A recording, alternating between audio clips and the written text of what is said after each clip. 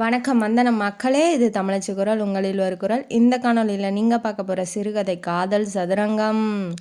ஒரு பொண்ணை ஒரு பையன் இந்த அளவுக்கு லவ் பண்ண முடியுமா அப்படின்னு வாங்க இந்த கதைக்குள்ளே போய் தெரிஞ்சுக்கலாம்.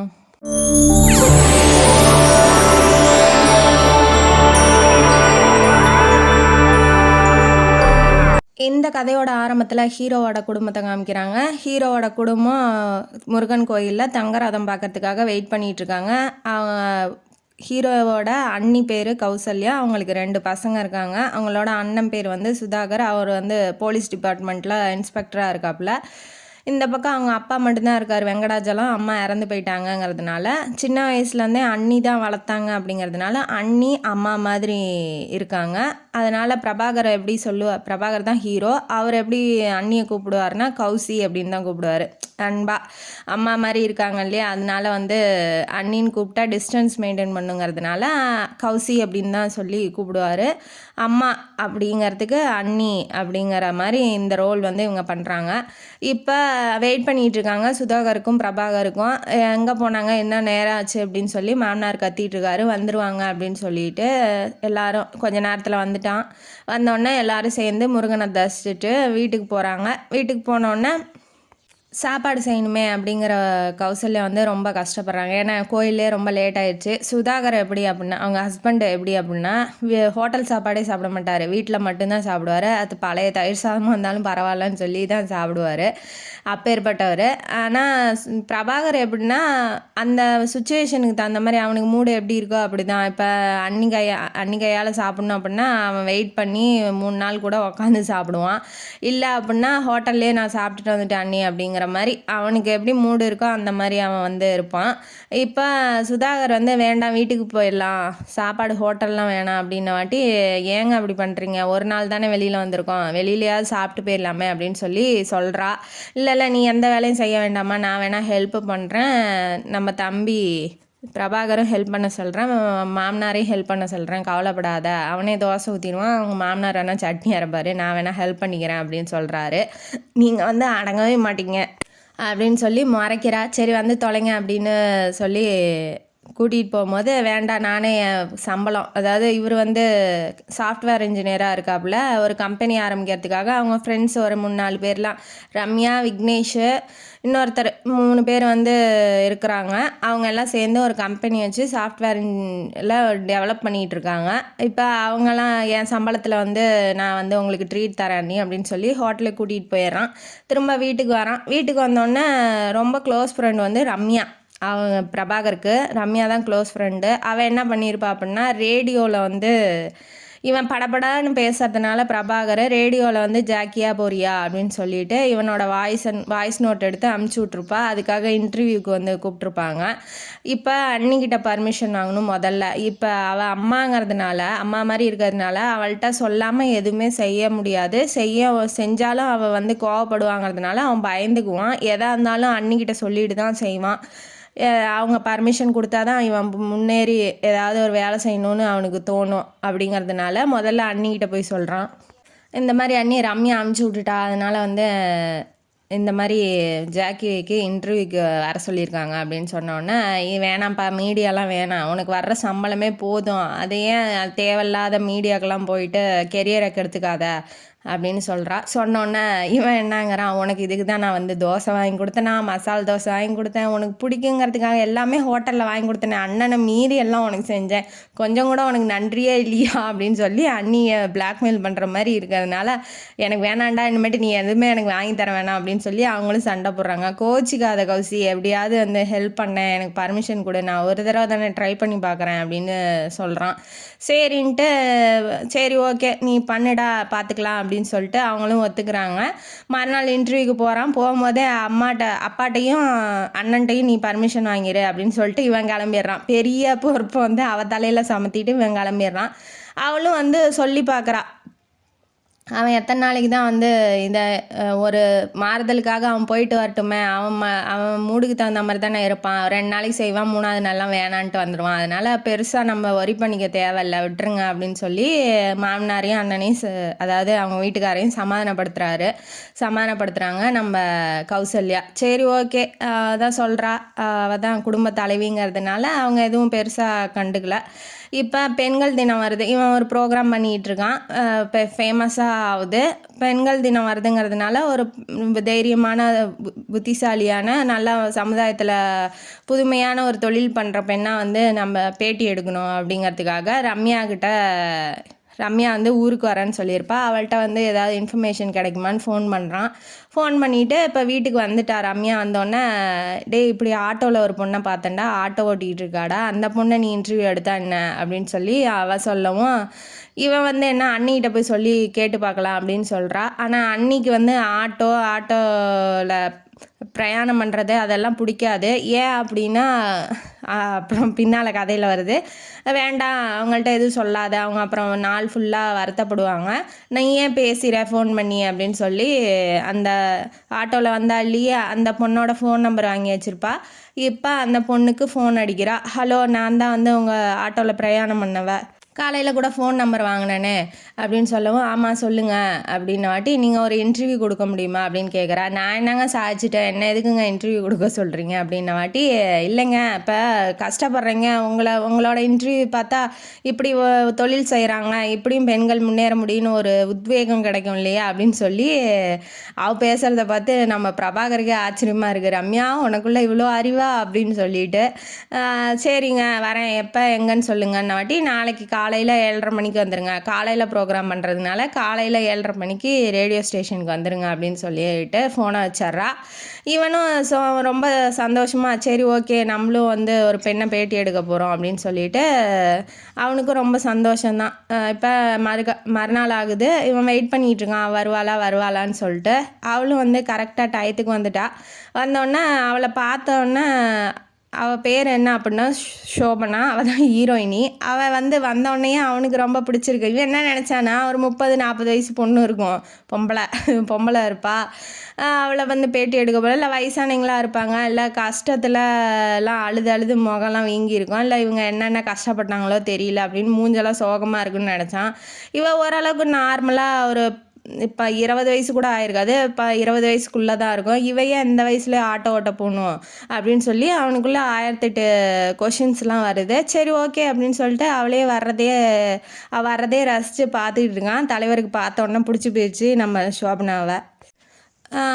வாங்க, நான் தான் உங்களை இன்டர்வியூ எடுக்க போகிறேன், என் பேர் வந்து பிரபாகர், வாங்க உள்ளே போகலாம் அப்படின்னு சொல்லிட்டு இன்டர்வியூக்காக உட்கார வைக்கிறான். உட்கார வச்சோன்னே, என்ன பண்ணுறீங்க, எத்தனை நாளாக ஓட்டுறீங்க, எதனால் ஓட்டுறீங்க அப்படின்னு சொல்லி கேள்வி கேட்கும் போது, இவளுக்கு எதனால் இப்போ இந்த தொழிலுக்கு வந்தோம் அப்படிங்கிறது ஞாபகம் வருது. இப்போ நினச்சி பார்க்குறா, இவள் எதனால் வந்திருப்பா அப்படின்னா, அவங்க அப்பா உயிரோடு இருக்கிற வரைக்கும் ஆட்டோ ஓட்டிகிட்டு இருப்பாங்க. இவள் கொஞ்சம் ஓரளவுக்கு நல்லா படிப்பாங்கிறதுனால இவளை காலேஜுக்கு அனுப்பிச்சி விட்டுட்டாங்க. பெரிய பொண்ணுக்கு கல்யாணம் பண்ணுங்கிறதுனால கடன் வாங்கியிருப்பார் நம்ம ஷோபனாவோட அப்பா. அப்போ அவருக்கு கடன் வாங்கி ஒரு 4 நாளில் செத்து போயிடுறாரு. இப்போ அந்த கடனை அடைக்கணும். பத்தாவதுக்கு அந்த பொண்ணு, பெரிய பொண்ணு இருக்கா இல்லையா, அவள் பேர் காஞ்சனா, அவளுக்கு மாப்பிள்ளை பார்த்துருப்பாங்க. அந்த மாப்பிள்ளையை பார்த்தோன்னா அவளுக்கு பிடிச்சிருக்குங்கிறதுனால அந்த மாப்பிள்ளையே வேணும் அப்படின்னு அடம் பிடிக்கிறா. அப்பா செத்ததும் கூட அவளுக்கு வருத்தம் கொஞ்சம்தான் இருக்குது. ஆனால் கல்யாணம் பண்ணால் நான் அவனை தான் பண்ணுவேன். அவங்க வீட்டில் என்ன கேட்குறாங்க அப்படின்னா, 15 பவுன் நகை, இவ்வளோ பணம் கொடுத்துருங்க அப்படின்னு சொல்லி வரதட்சணை கேட்குறாங்க. இவன் என்ன பண்ணுறா, இப்போ இவரும் செத்து போயிட்டாருங்கிறதுனால எப்படி கடன் இன்னும் வாங்கி எப்படி அடைக்கிறது அப்படிங்கிற ஒரு சுச்சுவேஷன் வருது. இவ பத்தாதுக்கு தற்கொலை பண்ணிக்க முயற்சி பண்ணிட்டா காஞ்சனா. எனக்கு வேண்டாம், எனக்கு கல்யாணம் வேண்டாம், உங்கள் நிலமை எனக்கு புரியுது, நான் கட்டினா அவரை தான் கட்டுவேன், இல்லைன்னா எனக்கு யாருமே வேண்டாம் அப்படின்னு சொல்லிட்டு தான் நான் சாக போனேன் அப்படின்னு சொல்கிறா. சரி அக்காவை எப்படி சாவுறதுன்னு இவ போய் அந்த கடன் வாங்கின முதலாளிகிட்டே போய், இப்படி கடன் கொடுங்க, நான் உங்கள் கடனை அடைச்சிட்றேன் அப்படின்னு சொல்கிறா. சரின்னு நம்பி அவரும் கொடுக்குறாரு. கொடுத்தோன்னே கல்யாணமும் பண்ணி வைக்கிறா. கடன் இப்போ அதிகமாகிடுச்சு. காலேஜுக்கு போனால் கடன் கட்டுறது, அதனால ஆட்டோ ஓட்டுறதுக்கு வந்துட்டா. அவங்க அம்மாவுக்கு கஷ்டமாக தான் இருக்குது, வயசு பிள்ளையை அனுப்பிச்சி விட்றோம் அப்படின்னு சொல்லிட்டு. இருந்தாலும் என்ன பண்ணுறது, இப்போ வீட்டு சுச்சுவேஷன் அப்படிங்கிறதுனால அவளால் எதுவும் பதிலும் பேச முடியல. இதுதான் கதை. அவள் நினச்சி பார்த்துட்டு அந்த கதையும் சொல்கிறா. அதனால வாழ்க்கையில் வந்து பெண்களுக்கு தைரியம் ரொம்ப முக்கியம். தைரியம் தான் எதை வேணாலும் பண்ணலாம், தன்னம்பிக்கை தைரியமும் இருக்கணும் அப்படின்னு சொல்லி அவள் சொல்கிறா. சொன்னோன்னா சரி நீங்கள் நாள் ஃபுல்லாக எங்கெங்கே என்ன எந்த மாதிரி சவாரிலாம் ஏற்றுவீங்க அப்படின்னு சொல்லிட்டு சொல்கிறா. அப்புறம் அவள் நாள் ஃபுல்லாக எங்கெங்கே நிற்பா. ஸ்கூலுக்கு ஓட்டுவேன், மேக்ஸிமம் வந்து ஸ்கூல் பசங்களை ஸ்கூலில் கொண்டு போய் விடுறது, மற்றது ரயில்வே ஸ்டேஷனில் காலையில் இருப்பேன், அப்புறம் சாயங்காலமாக ஈவினிங் 8 மணிக்குள்ளே நான் வீட்டுக்கு போயிடுவேன் அப்படின்னு சொல்லிட்டா. சொன்னோன்னே சரி ஓகே, என்னோடய ப்ரோக்ராம்லாம் பார்ப்பீங்களா, என்னோடய ப்ரோக்ராம் தானே உங்களுக்கு பிடிக்கும் அப்படின்ன வாட்டி இல்லை நான் வந்து நைட்டில் வந்து இன்னிசை தென்றல்னு ஒரு ப்ரோக்ராம் பார்ப்பேன், அதில் சிவா அப்படிங்கிறவங்கள பேசுகிறது தான் எனக்கு பிடிக்கும், அதுதான் பார்த்துட்ருப்பேன் அப்படின்னு சொன்னோன்னா சிவா மேலே காண்டாவறான் டே அப்படின்னு சொல்லிட்டு. ஏன்னா இவனுக்கு வந்து இவளை பிடிச்சிருக்குங்கிறதுனால அவன் வந்து பொசசிவ் ஆகிறான். சரி ஓகே அப்படின்னு சொல்லிட்டு என்னோடய ப்ரோக்ராம் பிடிச்சிருக்குன்னு சொல்லலாம் அப்படின்னு சொல்கிறான். அவளுக்கு சிரிப்பு வருது. ஓரளவுக்கு சிரிச்சுட்டு அந்த இடத்த விட்டு காலி பண்ணிடுறா. சரி நான் போயிட்டு வரேன் அப்படின்னு சொல்லிட்டு இன்டர்வியூ முடிஞ்சோடனே கிளம்பிடுறா. இவனுக்கு வந்து நாள் ஃபுல்லாக அவன் நினப்பாவே இருக்குது. போகிறான், டேரெக்டாக போகிறான். போயிட்டு இந்த ஸ்டேஷன் இருக்கான்ல, ரேடியோ ஸ்டேஷனோட முதலாளிகிட்ட போயிட்டு நான் எனக்கு நைட்டு இந்த ப்ரோக்ராம் தான் வேணும், ஏன்னா அவள் கேட்பான்னு சொன்னதுனால உடனே போய் மாற்றிக்கிறான். நான் எனக்கு இந்த ப்ரோக்ராம் வேணும், ஏன்னா முதல்ல அதுதான் கொடுத்துருப்பாங்க, ஆனால் இவன் வேணான் இருப்பான். இப்போ போய் அவள் கேட்குறாங்கிறதுக்காக இவன் போய் மாற்றிக்கிறான். அப்புறம் அவள் என்னென்ன சொன்னா, எங்கெங்கே நிற்கிறா அப்படின்னு சொல்லிட்டு இவன் காலையிலே 4 மணிக்கே எந்திரிச்சிட்றான். ஏன்னா அவள் ரயில்வே ஸ்டேஷன் போகிறேன் சவாரிக்குன்னு சொல்லியிருப்பாள்ல. இவன் வந்து 4 மணிக்கே அலாரம் வச்சு எழுப்பி விட்டுட்டு எந்திரிச்சிட்றான். அலாரம் வச்சு எல்லாத்தையும் எழுப்பி விட்டுட்டு இவனும் கிளம்பி போயிடுறான். இப்போ ஏன்டா எழுப்பி விட்ற அப்படின்னு சொல்லி அவங்க அண்ணி வேற கத்துறாங்க.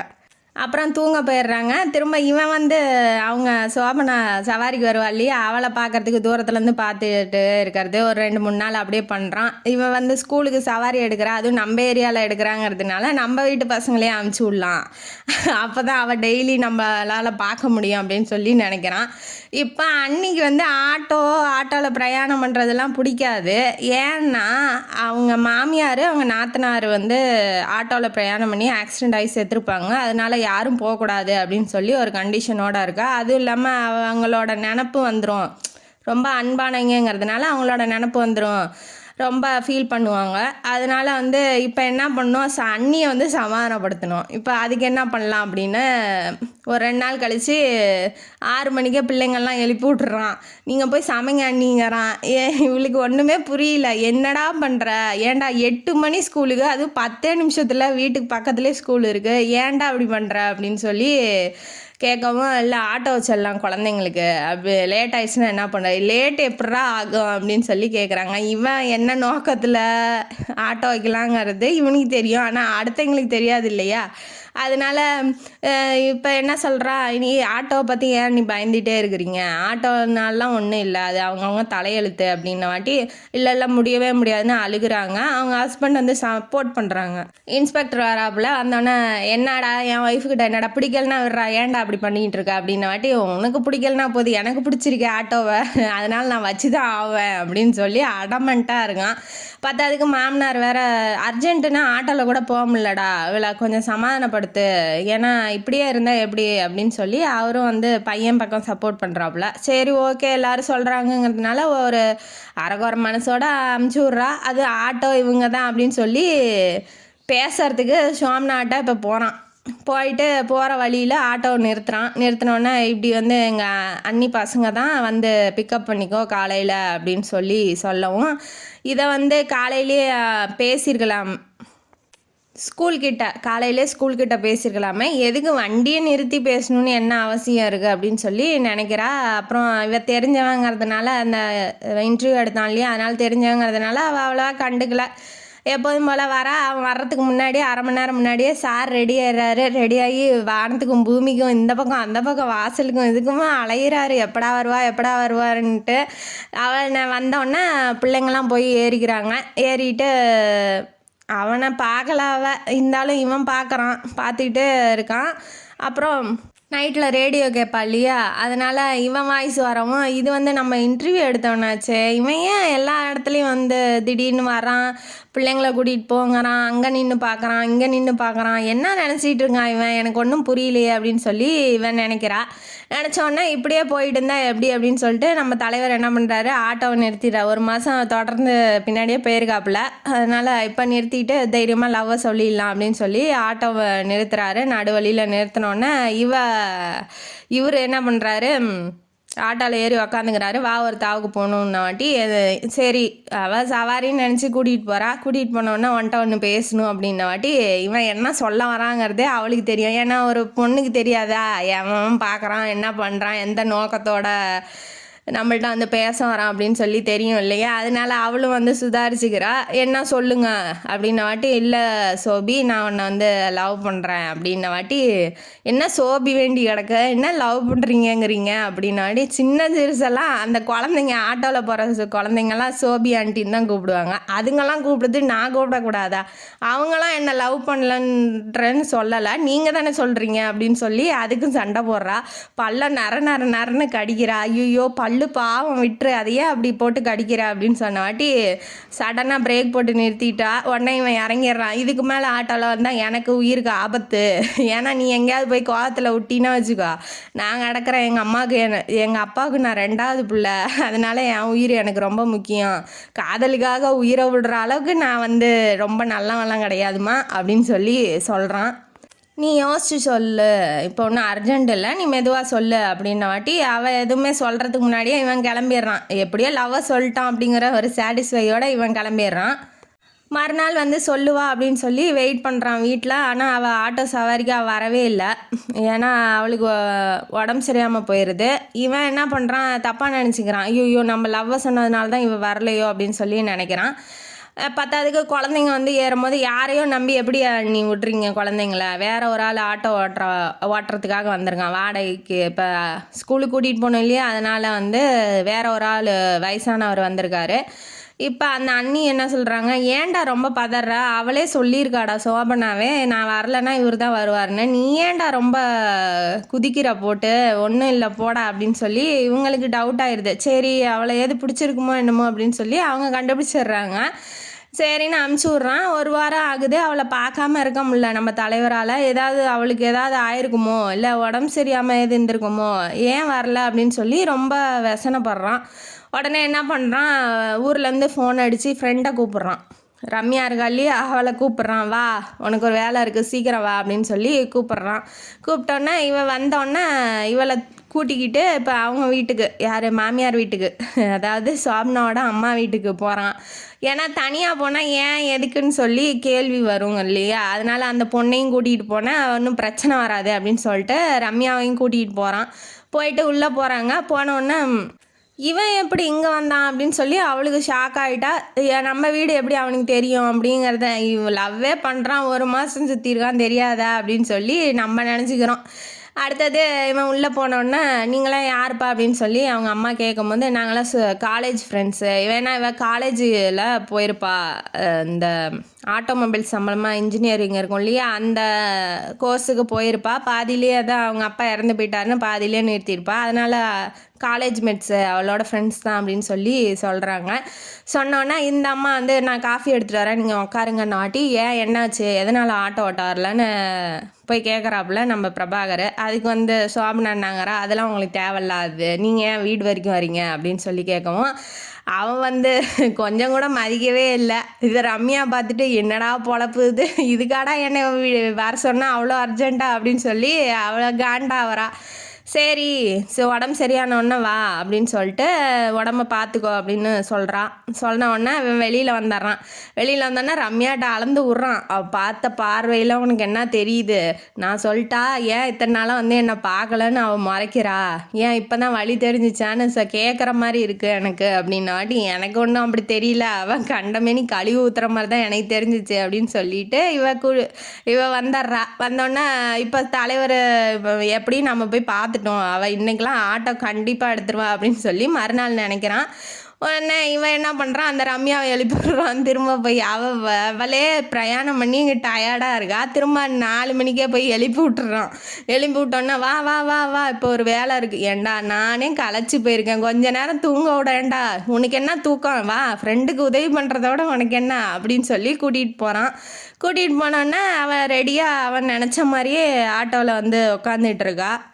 நம்ம போய் ஒரு சவாரி கேட்கலாம் அப்படின்னு சொன்னோன்னே அவள் செருப்பால் அடிப்பாடா, ஏன்டா இப்படி பண்ணுறா அப்படின்னாடி, அதெல்லாம் அடிக்க மாட்டாதான், நீ இருக்கில்ல, நான் தனியாக போனால் தான் என்ன அடிப்பா, அதனால தான் நான் உன்னை கூட கூட்டிகிட்டு வரேன் அப்படின்ன வாட்டி, சரி வந்து தொலை, என்ன பண்ணுறது, வந்துட்டோம், கழுதைக்கு வாக்கப்பட்டுட்டோம், உதச்சி தானே ஆகணும், அப்படி வாங்கி தானே ஆகணும் அப்படின்னுங்கிற மாதிரி இவ போகிறா. போனோடனே இந்த மாதிரி ஒரு இந்த ஏரியாவுக்கு போகணும் அப்படின்ன வாட்டி அவள் என்னங்கிறா, 200 ஆகும் அப்படிங்கிறா. அவள் என்ன, ரம்யா என்னங்கிறா, ஏமா 40 ரூபா கூட ஆகாது, இவத்தில் இருக்க பக்கத்தில் இருக்க தெருவுக்கு போகிறதுக்கு உனக்கு 200 அப்படின்னு சொல்லி அவள் கேட்குறா.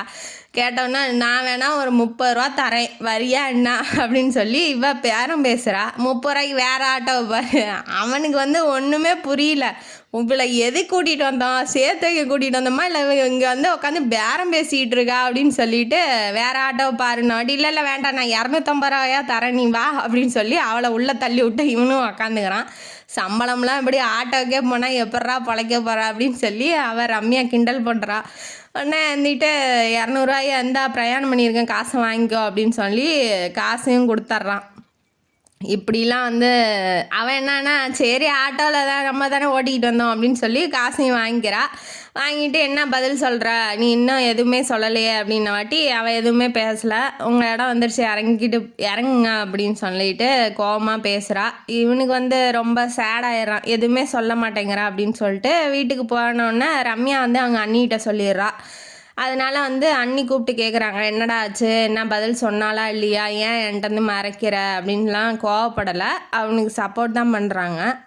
இல்லை நீ ஒத்துக்க மாட்டேங்கிறா, என்னான்னு எதுவுமே சொல்லவும் மாட்டேங்கிறா, நீ அதை பற்றி பேசினாவே நேரம் பல்ல கடிச்சிட்டு அடிக்கிற மாதிரி வரா, நீ பயமாக இருக்கு அப்படின்னு சொல்லி அவன் சொல்கிறான். என்னடா நீலாம் என்னடா ஆள், சரி விட்டுரு, ஒரு 2 நாளைக்கு அவளை பார்க்காத, அவளுக்காக தோணுதான்னு பார்க்கலாம் அப்படின்னு சொல்லி அவங்க சொல்கிறாங்க. சொன்னோன்னே இவனும் ஒரு 2-3 நாளைக்கு அவளை பார்க்கலங்கும் போது இவன் என்ன பண்ணுறா, அவன் பார்க்க வரலங்கிறதே அவளுக்கு பெரிய இதாகிடுச்சு. ஏன்னா அப்பாவுக்கு அடுத்தது ரொம்ப அன்பாக பின்னாடியே சுற்றுறது, ஏதாவது கேர் எடுத்து வந்து பார்க்கறதுங்கிறது அவன் மட்டும்தான். அப்படிங்கிறதுனால அவனோட நினப்பு ஒரு 2 நாள் கூட அவனை பார்க்காம இவளால் இருக்க முடியல சோபனாவால். அதனால் வந்து வீட்டுக்கு கதவை 3ஆவது நாள்லாம் வந்து தட்டுறா.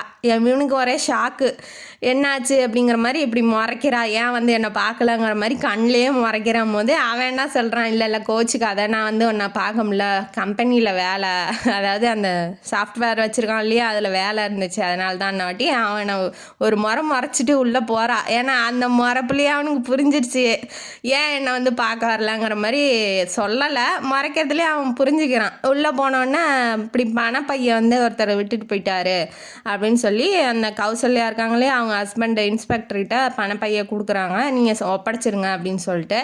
ஒன்றை மாதிரியே இருந்தால் எல்லோரும் நல்லா இருக்குமா நாடு அப்படின்னு சொல்லிட்டு அவர் பாராட்டுறாப்புல. சரின்ட்டு அவனை கண்டுக்கவே இல்லை. அப்படியே இவளுக்கு என்னன்னா 3 நாளாக ஆளை காணோம், ஏதாவது ஒன்று ஆயிருக்குமோ, உடம்பு சரியாமல் ஆயிருக்குமோ அப்படின்னு சொல்லி நினச்சிட்டு வந்திருப்பா. இவன் குத்துக்கல் மாதிரி நிற்கவும் பாரு, குத்துக்கல் மாதிரி நிற்கிறான், நம்மளை வந்து கூட பார்க்கல அப்படின்னு சொல்லிட்டு மறைச்சிக்கிட்டே போகிறா. போகும்போது இவனும் பைக் எடுத்துக்கிட்டு பின்னாடியே போகிறான், ஏன்னா வீடு வரைக்கும் வந்துட்டா இல்லையா. இவன் ஸ்பீடாக போகிறான், அவன் பின்னாடி வராங்கிறதுக்காக இவன் ஸ்பீடாக ஆட்டோவில் போகிறான். அவனும் போகிறாங்கும் போது ஒரு தவளை இடித்து கீழே விழுந்துடுறான். விழுந்தோடனே ஐயோ என்னாச்சு பிரபாகர்னு எழுப்புறா. அப்புறம் சீக்கிரமாக ஆட்டோவிலேருந்து தண்ணி எடுத்துகிட்டு வந்து தெளித்து எல்லாத்தையும் கூப்பிட்றா, ஹெல்ப் பண்ணுங்க, வாங்க ஆட்டோவில் தூக்கி வைங்க அப்படின்னு சொல்லி 2-3 பேர் வராங்க. தூக்கி ஆட்டோவில் போட்டோன்னே கூட்டிகிட்டு போகும்போது, என்ன பயந்துட்டியா, ரொம்ப லவ் பண்ணுறியாட்டங்குது அப்படின்னு சொல்லி இப்போ தான் எந்திரிக்கிறான். ஓ நடிச்சியா நீ அப்படின்னு சொல்லிட்டு அவளுக்கு கோவம் வந்துடுது. முன்ன கீழே இறங்கு, நீ இந்த மாதிரி பண்ணாத, ஏற்கனவே அவங்க அப்பா வந்து ஆக்சிடெண்ட்டில் தான் செத்து போயிருப்பாப்புல, அதனால் ஆக்சிடெண்ட் ஆனாவே பயந்துக்கிறாவ. நீ லவ் பண்ணுறன்னு ஒத்துக்கோ அப்படின்னு சொல்லும் போது, ஆமாம் இன்ன வரைக்கும் லவ் பண்ணேன், ஆனால் இனிமேட்டு பண்ண மாட்டேன், நீ இப்படி என்னை ஏமாற்றி நடிக்கிறியே அப்படின்னு சொல்லிட்டு கோவப்பட்டுட்டா. அதனால் இனிமேட்டு என் மூஞ்சிலே முழிக்காத, போயிரு அப்படின்னு சொல்லிட்டு கோவத்தில் ஏதோ 2-3 வார்த்தை சொல்லியிருப்பா. அதனால் அவனும் போயிடுறான், இவளும் ஆட்டோ எடுத்துகிட்டு போயிடுறா. வீட்டுக்கு வந்தோன்னே நடந்தது சொல்லிட்டான், யார் நம்ம அண்ணிக்கிட்ட, கௌசல்யாட்ட சொல்லும் போது, விட்டுருடா, அவள் வந்து ரொம்ப போட்டு அவளை ப்ரெஷர் பண்ணாத, ஏன் அப்படி போய் நடித்த, தேவையில்லாமல் நீயே உன் காதெல்லாம் மண்ணை வாரி போட்டுக்கிட்டு வந்திருக்க, சரி விட்டுரு அப்படின்னு சொல்லி கொஞ்ச நேரம் அமைதியாக விட்டுரு, கோவத்தில் எதுவும் போய் பேசாத, அவளும் கோவப்படுவா, ஒரு 2-3 நாளைக்கு ஆற போட்டுரு அப்படின்னாட்டி சரின்னு அவனும் எதுவும் பேசிக்கல. இவன் பாட்டுக்கு இவன் வேலையை பார்க்கும்போது ஒரு நாள் என்ன பண்ணுறா, சவாரி எடுத்துக்கிட்டு ஊரை தாண்டி போயிடுறா. போகும்போது எந்த பிரச்சனையும் இல்லை, வரும்போது தான் பிரச்சனை ஆகுது. வரும்போது என்ன பண்ணுறா, ஆட்டோவில் தனியாக வராங்கிறதுனால ஒரு 4-5 பேர் ரவுடி பசங்க வந்து நின்று ஆட்டோவை மறைச்சி நின்றுறாங்க. நின்றுட்டு அவள்கிட்ட வந்து வம்பளுக்கும் போது அவள் பயந்துட்டு உடனே என்ன பண்ணுறதுன்னு தெரியாமல் உடனே பிரபாகருக்கு ஃபோன் அடிச்சிட்றா. பிரபு இங்கே பாருங்கள், எனக்கு இப்படி ஹெல்ப் பண்ணுங்க, வந்து என்கிட்ட வம்பளுத்துக்கிட்டு இருக்காங்க அப்படின்னு சொல்கிறா. கோவத்தில் பதட்டத்தில் சொல்லும் போது அவன் உடனே பைக் எடுத்துகிட்டு ஃப்ரெண்ட்ஸுங்கள்ட்டலாம் எங்கே இருக்கா, லொக்கேஷனை கனெக்ட் பண்ணுங்கடா அப்படின்னு சொல்லிட்டு உடனே வந்து பக்கத்தில் யார் இருக்காங்க, காலேஜ் ஒன்று இருக்கும், அதோட காலேஜுக்கு மேனேஜ்மெண்ட்டுக்கு வந்து ஃபோன் அடித்து இந்த மாதிரி வம்பளுத்துக்கிட்டு இருக்காங்க அப்படின்னு சொல்லி செக்யூரிட்டி அனுப்ப சொல்லு அப்படின்னு சொல்லிட்டு இவன் போகிறான். லொக்கேஷன் எங்கன்னு கண்டுபிடிச்சிட்டு இப்போ போகும்போதே ஃபோனில் பேசிக்கிட்டே போகிறான். அந்த இடத்துக்கு போகிறதுக்குள்ளே இவனுங்க வந்து தப்பாக நடந்துக்க போகிறானுங்க. கை வைக்க வரும்போது கரெக்டாக நம்ம ஹீரோ வந்து வந்துடுறாப்புல, பிரபாகர் வந்தோடனே ஒரே குத்தி அந்த பக்கம் தூக்கி போய் விழுந்துடுறான். அவன் விழுந்தோடனே அவங்க வந்து ஒரு 10 பேர் இருக்காங்க. ஏன்னா இவன் ஒருத்தங்கிறதுனால என்னதான் ஹீரோவாக இருந்தாலும் சினிமாவில் தான் வந்து ஃபைட் பண்ணி ஜெயிக்க முடியுமா ஒழிஞ்சு 10 பேர் நேரில் வந்து அடித்தா இவன் தாங்குவானா, தாங்க மாட்டான். அவன் சொல்கிறான், எங்கள் அண்ணன் வந்து இன்ஸ்பெக்டரு, நீங்களாம் யார் என்னன்னு கண்டுபிடிச்சி உள்ளே தூக்கி போட்டுருவோம் அப்படின்னு சொல்லி மிரட்டினோடனே ஓ அப்படியா அப்படின்னாட்டி அவங்க அண்ணனுக்கு ஃபோன் அடித்து இங்கே பாருங்கண்ணா இந்த மாதிரி சொல்கிறாங்கன்னாட்டி, டே எவனாவது வந்தீங்க உள்ளே பிடிச்சி போட்டுருண்டா அப்படின்னு சொல்லி அவரும் சொன்னதுக்கப்புறம் இவனுங்க நம்புறானுங்க, பயப்படுறானுங்க, மன்னிப்பு கேட்டுட்டு அவனுங்க ஓடிடுறானுங்க. இவருக்கு இப்போ நம்ம சோபனா வந்து ரொம்ப பயந்துருக்கா இல்லையா, அதனால் வந்து தோளோட கை போட்டு பயப்படாத அப்படின்னு சொல்லி சமாதானப்படுத்துகிறாரு. அது இல்லாமல் பிரபு அப்படின்னு சொல்லிட்டு அவளும் ஹக் பண்ணிக்கிறான். நீங்கள் மட்டும் இல்லைன்னா எனக்கு என்ன இருக்குமோ தெரியாது அப்படின்னு சொல்லி ரொம்ப அன்பாக ஹக் பண்ணும்போது அவர் என்னங்கிறாரு, உன் கோவம் ஆட்டோ எடுத்துக்கிட்டு போகிறது, வேகமாக போகிறதெல்லாம் ஏன்ட்ட மட்டும்தான், ஆனால் அவனுங்க வந்து வம்பளுக்குறானுங்கன்னு தெரியுது, நீ வேகமாக போய் தொலைய வேண்டியதை, நீ ஏன் ஆட்டோ வந்து எடுக்கிற அப்படின்னு சொல்லி சொல்கிறாங்க. கோபப்படுறது, சண்டை போடுறது, அடிக்க வர்றது எல்லாம் என்கிட்ட தான், ஆனால் மற்றபடிலாம் சிங்கப்பெண்ணெலாம் மற்றவங்கள்ட்ட கிடையாது அப்படின்னு சொல்லி கிண்டல் பண்ணுறாப்புல பிரபாகர். உடனே அவன் என்ன சொல்கிறா, 10 பேர் இருக்காங்க பிரபா, நான் எப்படி வந்து என்னதான் தைரியமான ஆளாக இருந்தாலும் பயமாக இருக்குது பிரபா அப்படின்னு சொல்லி ஹக் பண்ணிக்கிறா. சரி கவலைப்படாத, நான் தான் இருக்கேன் இல்லையா, இனிமேட்டு இந்த ஆட்டோ இதெல்லாம் ஓட்டாத, வேண்டாம், உன்னை படிக்க வைக்கிறேன், நானே கல்யாணம் பண்ணிக்கிறேன், சொன்னால் புரிஞ்சுக்க அப்படின்னு சொல்லி லவ்வோடு பேசிகிட்டு இருக்காப்புல. அவள் வந்து எதுவுமே சொல்லலை. இப்போ ரோட்டில் நின்று எல்லாம் பண்ணிகிட்டு இருக்காங்க இல்லையா, அதனால் கார் ஒன்று கிராஸ் ஆகும்போது அந்த காரில் யார் இருக்கான்னு கடன் வாங்கினவன், அந்த போய் அவங்க அக்கா கல்யாணத்துக்கு கடன் வாங்கினான் இல்லையா, அவன் வந்து இறங்கி வந்து என்ன சோபனா இதெல்லாம் லவ்வு காதல் கீதல்னு பண்ணிகிட்டு இருக்க, எப்படி என் கடனை அடைப்ப, உங்கள் அப்பா மேலே இருந்த நம்பிக்கையில் தான் உனக்கும் கொடுத்தேன், நீ இப்படி பண்ணுவ நான் எதிர்பார்க்கவே இல்லை, என்ன கர்மமோ, நீ என்னமோ பண்ணிட்டு போய் தொலை, கடனை அடைக்கல அப்படின்னா ஆட்டோவை தூக்கிடுவேன் அப்படின்னு சொல்லிட்டு அவன் திட்டிட்டு போவோம். இந்த நேரத்தில் தான் சிவபூஜையில் கரடி பூந்த மாதிரி அவன் வந்து திட்டவும் இவன் வந்து கொஞ்சம் நெஞ்சம் லவ் பண்ணிட்டு இருந்தா. இப்போ திடீர்னு என்னாச்சு, அதுவும் க்ளோஸ் ஆயிடுச்சு, தள்ளி நின்றுட்டா, எதுவுமே பேசலை. அவனை பார்த்து முறைக்கிறா. இவனுக்கு புரியுது, சரி அவன் வந்து சொன்னதுனால தான் இவன் இப்படி ரியாக்ட் பண்ணுறான்னு புரியுது. இருந்தாலும் அவன் எதுவுமே பேசிக்கல. அடுத்த என்ன வேணாலும் சொல்லிட்டு போகிறான். நடந்த சுச்சுவேஷன் என்னன்னு அவனுக்கு தெரியாது இல்லையா, அதனால் எல்லாத்துக்கிட்டையும் விளக்கவும் முடியாது. நீ ஏன் அதெல்லாம் பெருசாக எடுத்துக்கிற அப்படின்னு சொல்லி அவன் சொல்கிறான். இருந்தாலும் அவன் கேட்க மாட்டேங்கிறா. பைக்கில் கூட 2 அடி நவுந்து உக்காந்துக்கிறா பின்னாடி. எனக்கு வந்து கடனை அடைக்கணும், நான் வந்து படிக்கணும்னு நினைக்கிறேன், எனக்கு இந்த வாழ்க்கையில் எனக்கு இவ்வளோ இது இருக்குது, அதனால் வந்து இப்போதைக்கு காதல் இதெல்லாம் பண்ணணுங்கிற இதில் இல்லை பிரபா நான் அப்படின்னு சொல்லிட்டு இவ கிளம்பி போயிடுறா. அதனால் அவன் ரொம்ப வெக்ஸ் ஆகிட்டான். கொஞ்சமாக அந்த லவ் பண்ணுற மாதிரி வந்தா அதுக்குள்ளே அவன் அந்த கம்னாடி கடங்கார கம்னாடி வந்து கெடுத்து விட்டு போயிட்டான் அப்படின்னு சொல்லிட்டு ரொம்ப வெக்ஸ் ஆகி போயிட்டான். நம்ம வீட்டுக்கு போகிறான். அப்புறம் எப்போதும் போல் அண்ணிக்கிட்ட போய் சொல்கிறான். அவளுக்கு எப்போ அவள் கடனை அடைச்சி அவங்க அக்கா கல்யாணத்துக்கு வாங்கின கடனை அடைச்சி அதுவும் இல்லாமல் அவள் எப்போ படித்து முடிச்சு நான் வந்து எப்போ அவளை கல்யாணம் பண்ணுறது, எனக்கு வந்து இப்போதைக்கு கல்யாணம் நடக்காது அண்ணி, 60ஆம் கல்யாணம் தான் நடக்கும் அப்படின்னு சொல்லி ரொம்ப ஃபீல் பண்ணி சோபாவில் படுத்திட்டு மடியில் கௌசல்யா மடியில் படுத்திக்கிட்டு அழுகுறான்.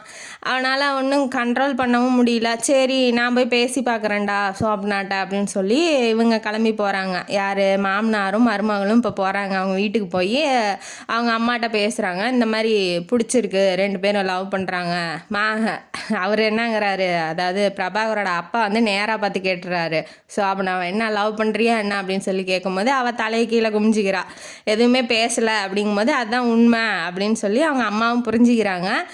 ஆனால் அவன் வந்து சொல்லிடுறா, நான் எனக்கு கடனை அடைக்கணும், நான் வந்து படிக்கணும், இப்போதைக்கு எனக்கு கல்யாணம்லாம் பண்ணிக்கிற மாதிரி இல்லை, உங்களோட பையனுக்கு ரொம்ப அர்ஜென்ட்டாக இருந்தால் வேறு யாரையாவது கல்யாணம் பண்ணி வச்சுருங்க அப்படின்னு அவள் மூஞ்சில் அடித்த மாதிரி சொல்லிடுறா. அதனால அவங்களுக்கு ரொம்ப கஷ்டமாகுது. இவங்க கடன் தரேம்மா, பணம் வந்து கடனை வாங்கிக்கோ எங்கள்கிட்டயே, நீ மெதுவாக வேலைக்கு போய் கூட எங்களுக்கு சம்பாரிச்சு கொடுத்துருன்னு சொல்கிறாங்க. ஆனால் அதை அவள் வந்து ஏற்றுக்க மாட்டேங்கிறா. வீட்டுக்கு போகிறாங்க. போய் வேறு யாராவது கல்யாணம் பண்ணிக்க சொல்லுங்க அப்படின்லாம் போய் சொன்னால் ஏற்கனவே சண்டையில் இருக்காங்க. இன்னும் கொஞ்சம் பெருசாகிடும் சண்டைங்கிறதுனால அவங்க அண்ணியும் அவங்க அப்பாவும் வந்து மறைச்சிட்றாங்க, அதெல்லாம் அவள் சொல்லலை அப்படின்னு. இருந்தாலும் கடன் அடைச்சிட்டு தாண்டா பண்ணிக்குவா அப்படின்னு சொல்லிட்டாடா அப்படின்னு சொல்லிட்டு அவங்க அமைதியாக விட்டுடுறாங்க. நாட்கள் நகருது. இவனும் வந்து அவளை போய் பார்க்கறதும் இல்லை. இப்போ பிரிஞ்ச மாதிரி ஆயிட்டாங்க. இவங்க எல்லாம் வந்து எங்கள் அக்காவால் வர்றது தான், அந்த பையனே வேணும்னு சொல்லி கட்டிக்கிட்டதுனால தான் இப்போ நான் கடனாக தவிக்கிறேன் அப்படின்னு சொல்லிட்டு அவங்க அக்கா மேலே கோவப்படுறா. இருந்தாலும் பரவாயில்ல அக்கா தானே அப்படின்னு சொல்லி ஒரு பக்கம் இதையும் நினைக்கிறா. அவங்க அக்காவும் அக்கா வீட்டுக்காரும் வீட்டுக்கு வராங்க. வந்தோடனே இந்தா நகையை விற்று இந்தா பணம் அடைச்சிரு, அவங்க இப்போ கல்யாணத்துக்கு வாங்கினாங்க இல்லையா அந்த கடனை போய் நீ அடைச்சிரு, நீ படிக்கிறதுக்கும் பேங்க்கில் லோன் போட்டிருக்கேன், நீ போய் படிச்சுக்கோ அப்படின்னு சொல்லி அவங்க அக்கா புருஷன் சொல்கிறாப்புல. சரி ஓகே, இவங்களுக்கு தானே வாங்கினோம், இவங்களே கொடுக்கும்போது நமக்கு என்ன அப்படின்னு சொல்லிட்டு போய் கடனை கொடுத்துட்டு காலேஜில் போய் சேர்ந்துட்டு காலேஜ் படிச்சுக்கிட்டு இருக்கும்போது இவன் நினப்பாவே இருக்குது, என்ன நம்ம திட்டோம் அதனால் எது நம்மளை மறந்துடுவானோ, நம்மளை விட்டு விலகி போயிடுவானோ அப்படின்னு சொல்லி நினைக்கிறா. நைட்டு அவனோட இது கேட்டுட்டு தான் படுக்கிறது வழக்கம். அந்த ப்ரோக்ராம் இருக்கு இல்லையா, அதை கேட்டுட்டு தான் படுக்கிறது வழக்கம். அந்த ப்ரோக்ராமையும் அவன் நிறுத்திட்டு காலையில் ப்ரோக்ராமுக்கு மாறிடுறான். வேண்டாம் சொல்ல வேணாம், எதுவும் ப்ரோக்ராம் பண்ண வேணாம் அப்படின்னு சொல்லி நினச்சிட்றான். அவனை பார்த்து ரொம்ப நாள் ஆச்சு, 6 மாதம் ஆயிடுச்சு, இப்படியே போயிடுச்சு, ரொம்ப நாள் ஆச்சுன்னு சொல்லிட்டு பஸ் ஸ்டாண்டில் வந்து அவன் எங்கே அந்த கம்பெனி இருக்கு இல்லையா, கம்பெனி வச்சுருப்பான்ல, அங்கேருந்து தூரத்துலேருந்து டீ குடிக்கிற மாதிரி ஒரு கடையில் நின்று அவனையே இப்போ திரும்பி நின்று வேலை பார்த்துக்கிட்டு இருப்பான். அவனையே பார்த்துக்கிட்டு இருப்பான். டெய்லி இதுதான் வேலை அவளுக்கு. அவனையே பார்த்துக்கிட்டு இப்போ அவன் துரத்திக்கிட்டு இருந்தான். இப்போ இவன் துரத்துறா. என்ன ஒரு பயம்தான். சரி வேணான்னு சொல்லிட்டான். அவன் வேறு யாரையாவது லவ் பண்ணி கல்யாணம் பண்ணிட்டானா என்ன பண்ணுறது, வாழ்க்கையே அவன் தான். அதான் அவங்க அக்கா சொன்ன மாதிரி கட்டினா இவனை தான் கட்டுவேன், இல்லைன்னா கட்ட மாட்டேங்கிற ரேஞ்சில் இவ இருக்கா. ஆனாலும் இவளுக்கு வாழ்க்கையில் சில பல முக்கியமான கொள்கைகள் இருக்கிறதுனால அதெல்லாம் நிறைவேற்றிட்டு பண்ணிக்கலாம் அப்படின்னு சொல்லிட்டு, ஏன் எனக்காக இது கூட வெயிட் பண்ண மாட்டாரா அப்படிங்கிற மாதிரி அவன் நினைக்கிறா. இருந்தாலும் அவனோட நிலமை என்னன்னு இவளுக்கு புரியல. நின்றுட்டு அதே மாதிரி டெய்லி வந்து வேடிக்கை பார்க்க நின்றுட்டு இருக்கும்போது அவங்க ஃப்ரெண்டு இருக்கா இல்லையா, யார் நம்ம ரம்யா, அதாவது பிரபாகரோட ஃப்ரெண்டு வந்து பின்னாடி முதுகில் கையை வச்சோடனே என்ன பண்ணுற சோபி, இங்கே என்ன பண்ணிகிட்ருக்க, வாவை உள்ளே போகலாங்கும் போது இல்லை நான் சும்மா தான் வந்தேன், இங்கே பஸ் ஏற போகிறேன், வீட்டுக்கு போக போகிறேன் அப்படின்னு சொல்லி சமாளிக்கிறா. அண்ணன் இருந்துட்டு சரி எனக்கு கல்யாணமா அப்படின்ன வாட்டி உங்களுக்கா அப்படின்னு சொல்லிட்டு ஃபோன் வந்துடுது. இவளுக்கு கல்யாணமான உடனே இவளை தான் எல்லாம் கல்யாணம் பண்ணிக்க போகிறானோ, ரம்யாவை கல்யாணம் பண்ணிக்க போகிறாங்களோ, நம்ம திட்டினதுனால அவன் வந்து நம்ம மேலே கோச்சிக்கிட்டானோ, கோவமாக இருக்கானோ அப்படின்னு சொல்லி தூக்கி வாரி போடுது. ஃபோன் அடிக்கவும் ஃபோன் பேச போயிட்டா. யார் மாப்பிள்ளை யாருன்னு சொல்லவே இல்லையே, நீ பாட்டுக்கு போகிற அப்படின்னு சொல்லி கேட்கலான்னு துடிக்கிறா. ஆனால் அவள் ஃபோன் பேசிகிட்டு இருக்கா இல்லையா, அதனால் வந்து எதுவுமே பேச முடியல. சரி கண்டிப்பாக வந்துரு, அவங்க வீட்டுக்கு பத்திரிக்கை வைக்க வரேன், வந்துரு, அப்படின்னு சொல்லிட்டு இவ கிளம்பி போகும்போது மாப்பிள்ளை யாருன்னே சொல்லலையே அப்படின்னு சொல்லி கத்துறா. அதாவது பஸ் ஸ்டாண்டு கூட பார்க்கல. ஏன்னா அவளுக்கு வந்து ஃப்ரஸ்ட்ரேஷன் ஆயிடுச்சு. ஐயோ இவளை பண்ணிக்க போகிறானோ அப்படின்னு சொல்லிட்டு. இல்லை நீ நினைக்கிற மாதிரி பிரபாகர் இல்லை அப்படின்னு சொல்லிட்டு அவள் போயிடுறா. அப்போ தான் சந்தோஷமாக இருக்கிறா. இவ்வளோ லவ் இருக்க போய் சொல்லி தொலைஞ்சா என்ன, அவன் வெயிட் பண்ண மாட்டானா? ஐயோ எல்லாம் என்னத்த போய் சொல்கிறது. அதுக்கப்புறம் என்ன பண்ணுறா, இவர் நினச்ச மாதிரியே சரி ஒரு நாள் ஃபுல்லாக பிரபாகரை பார்த்துக்கிட்டே இருக்கலாம் அப்படிங்கிற மனசில் இவளுக்கு ஒரு குஷி. சரின்ட்டு இப்போ அவள் வந்து பத்திரிக்கை வச்சுட்டா, கிளம்பி போகிறா. அப்போ ட்ரெயினுக்கு வேறு ஊரில் கல்யாணங்கிறதுனால ட்ரெயினில் ஏறி போகிறா. போனதுக்கப்புறம் பிரபாகர் வந்திருப்பான். எங்கன்னு தொலாவரா, அந்த பிளாட்ஃபார்ம்லேயே தொலைவனோடனே இவன் வந்து வேகமாக இடித்து நம்ம பிரபாகர் எத்தனை நாள் ஆசையோ தெரில, வேகமாக ஓடி வந்து அவன் மேலே இடிச்சிட்றான். இடித்தோடனே இவன் வந்துட்டு திட்டலான்னு போகிறா. வேறு யாரோ அப்படின்னு சொல்லிட்டு திட்டலான்னு போகும்போது அவங்கும் போது சைலண்ட் ஆயிடுறா. ஏங்க பார்த்து வர மாட்டிங்களா, ஓரமாக நிற்க மாட்டிங்களா அப்படின்னு சொல்லி அவன் திட்டுறான். இவன் வந்துக்கிட்டு சாரி அப்படின்னு சொல்லிட்டு இவன் எதுவுமே பேசலை. ஏற்கனவே கோவத்தில் திட்டாங்கிறதுனால அமைதியாக விட்டுறா. இப்போ வந்து ஏறி உள்ளே போனோடனே பிரபாகர் வந்து பக்கத்து சீட்டாக இருக்கணும் அப்படின்ன மாதிரி நினச்சிக்கிட்டே போகிறா. அதே மாதிரியே பக்கத்து சீட்டில் தான் அவன் வந்து உக்காடுறான். இவன் கண்டுக்கவே மாட்டேங்கிறான்.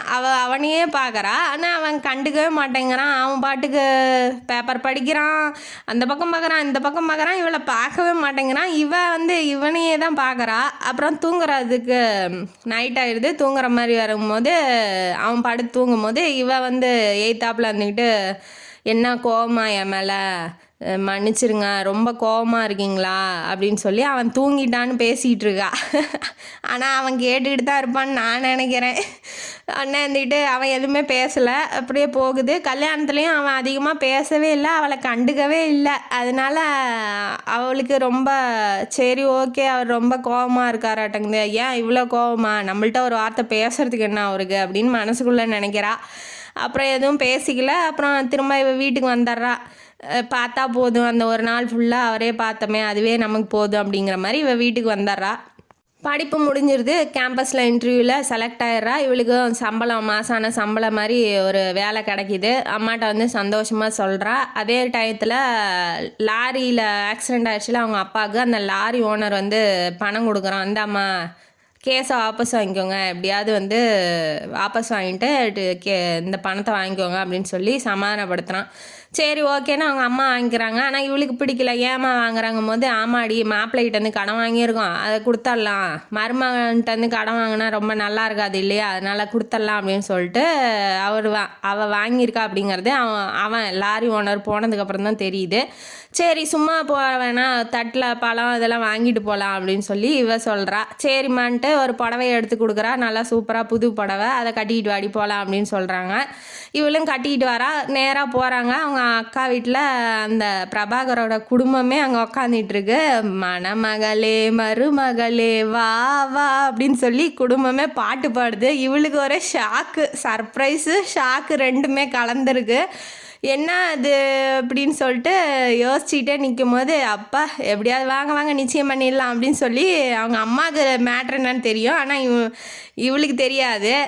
ஓகே இப்போ தான் எல்லாம் முடிஞ்சிருச்சு இல்லையா, கடனை அடைக்க போகிறா.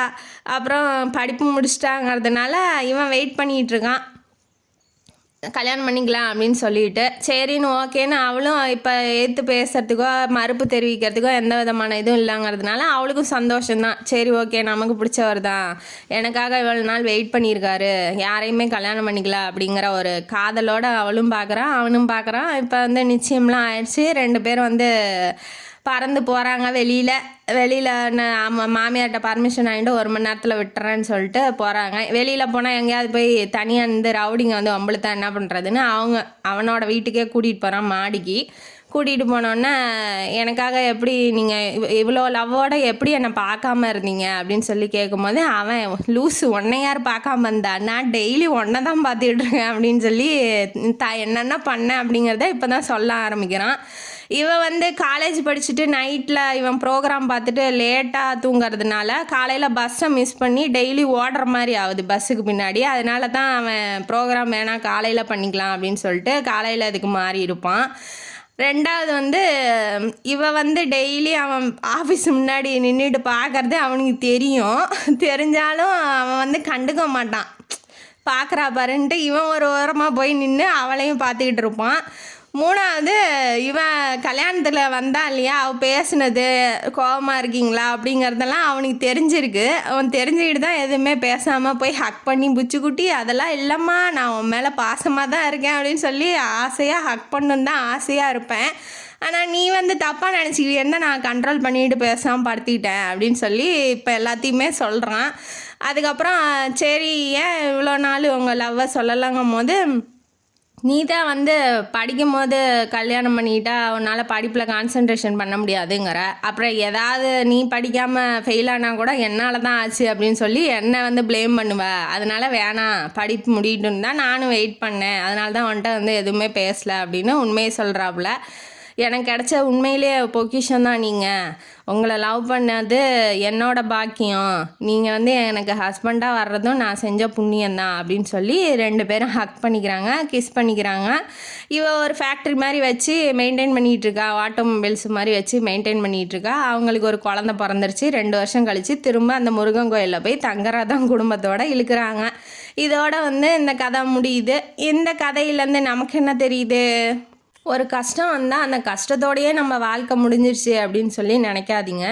அந்த கஷ்டத்தை வந்து ஈடேற்றுற மாதிரி நமக்கு ஒரு வாழ்க்கையில் சந்தோஷத்தை கடவுள் கண்டிப்பாக கொடுப்பாரு.